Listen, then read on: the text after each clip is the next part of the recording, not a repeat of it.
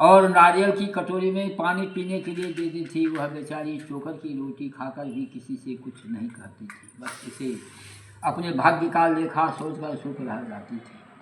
एक दिन वह जंगल से लकड़ियाँ काट कर लौट रही थी। उस रास्ते पर संतोषी माता का मंदिर था। उस मंदिर के पास लकड़ियों का गट्ठर जमीन पर रख वह कुछ देर आराम करने के लिए रुकी।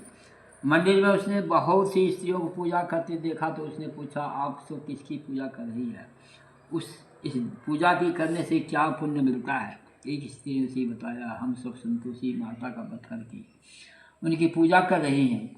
संतोषी माता की पूजा करने से धन संपत्ति से भंडार भर जाता है, निर्धनता दूर होती है, परिवार में सभी सुख शांति से रहते हैं, लड़कियों का शीघ्र विवाह होता है और उन्हें सुयोग वर मिलता है, व्यवसाय में लाभ होता है, निसंतान के घर में संतान होती है, पति अगर परदेश गया हो तो संतोषी माता की अनुकंपा से शीघ्र घर लौटता है, न्यायालय में कोई मुकदमा चल रहा हो तो उसमें जीत होती है, धन संपत्ति में बढ़ोतरी होती है, पारिवारिक क्लेश नष्ट होता है, व्रत करने वाले स्त्री पुरुषों को संतोष मिलता है, सभी मनोकामनाएं पूरी होती है।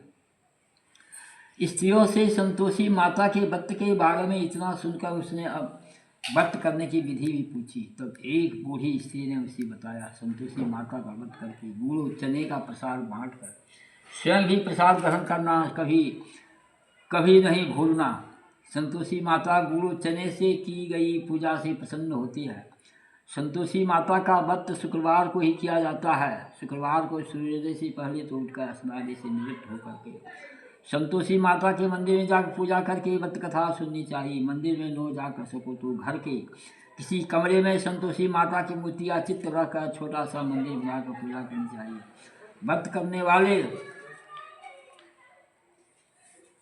खट्टी चीज खाया खट्टा फल नहीं खाना चाहिए। घर में किसी को खट्टी चीज नहीं खानी चाहिए।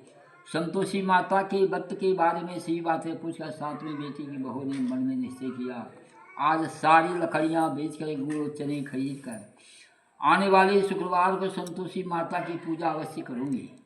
उसी दिन उसने लकड़ियाँ बेचकर गुड़ चने खरीदे। शुक्रवार को सूर्योदय से उठकर उसने स्नान किया, फिर एक कलश में स्वच्छ व ताजा जल भर करके चने और गुड़ के साथ जंगल की ओर चल पड़ी।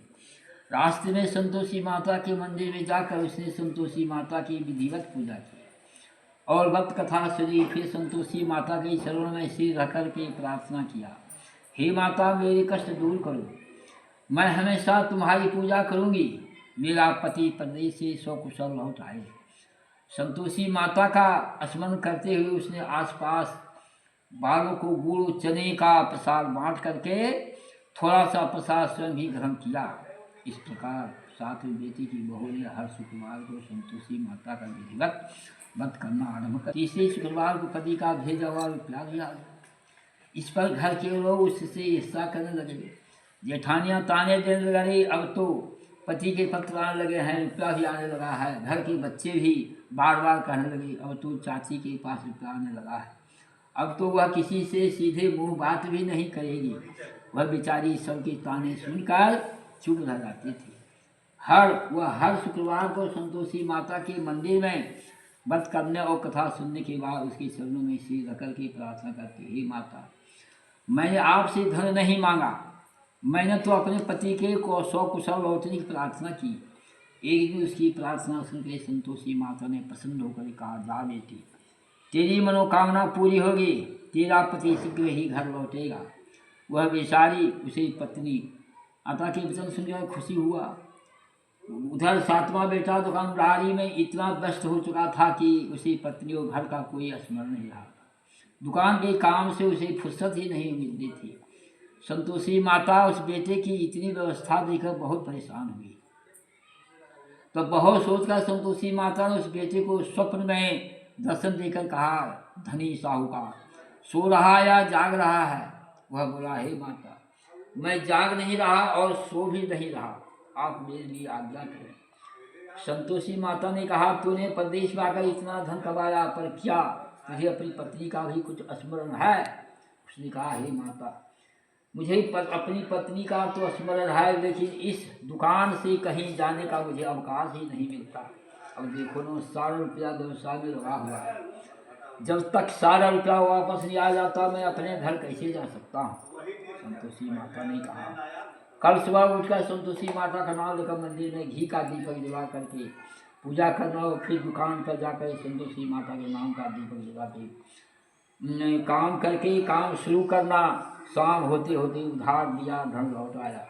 इतना कहकर संतोषी माता उसके स्वप्न से अंतर्ध्यान हो गई। सुबह उठकर के उसने अपने मित्रों से स्वप्न की बात कही। वे सब उसका मजाक उड़ाने लगे, लेकिन उसका मन नहीं माना। उसने संतोषी माता पर पूरा विश्वास करके मंदिर में जाकर घी का दीपक जलाया। दुकान पर भी दीपक जलाकर संतोषी माता का स्मरण करके काम शुरू किया। उस दिन संतोषी माता की अनुकंपा से सचमुच चमत्कार हो गया। उधर सामान लिया गए, लोग जल्दी जल्दी रुपया देने लगे, लौटाने लगे। देखते ही देखते रुपयों का ढेर लग गया। शाम तक सारा धन लौट आया।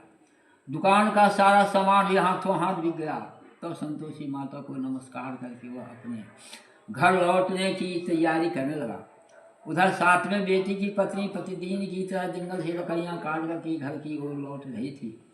लकड़ियों का बोझ अधिक होने के कारण उसने मंदिर के पास गट्ठर उतार करके मंदिर के चबूतरे पर बैठकर थोड़ा सा विश्राम किया। तभी उसे दूर से धूल उड़ती दिखाई दी। उसने संतोषी माता से पूछा, हे माता, आज यह धूल कैसी उड़ रही है? माँ ने प्रसन्न होते हुए कहा, आज तुझे तेरी पूजा का फल मिलेगा। तेरा पति परदेश से लौट रहा है, वह धूल उसके लौटने से उड़ रही है। अब तू इन लकड़ियों के 3 हिस्से कर ले। एक हिस्सा नदी के किनारे रख, दूसरा हिस्सा मंदिर में रख दे और तीसरे हिस्से को सिर पर रख करके घर ले जा। तेरा पति लकड़ियाँ दे करके रुकेगा, लकड़ियाँ जला करके भोजन बना करके खाएगा और फिर घर जाएगा। तू घर पहुँच करके लकड़ियों का गट्ठर आंगन में डाल कर कहना, सास जी लकड़ियों का गट्ठर ले आई हूँ, चोकर की रोटियाँ और नारियल की कटोरी में पानी दे दो। फिर पूछना, आज घर में कौन मेहमान आया है? संतोषी माता की बातें सुनकर के वह खुश होती हुई घर की ओर चल पड़ी। कुछ देर बाद उसका पति वहाँ पहुँचा और लकड़ियों का ढेर देखकर उसने भोजन बना खाया। फिर कुछ देर विश्राम करके घर पहुँचा। उधर बहू ने लकड़ियों का गट्ठर जमीन पर डालते हुए जोर से आवाज़ लगाई, सासू जी लकड़ियों को ले लो।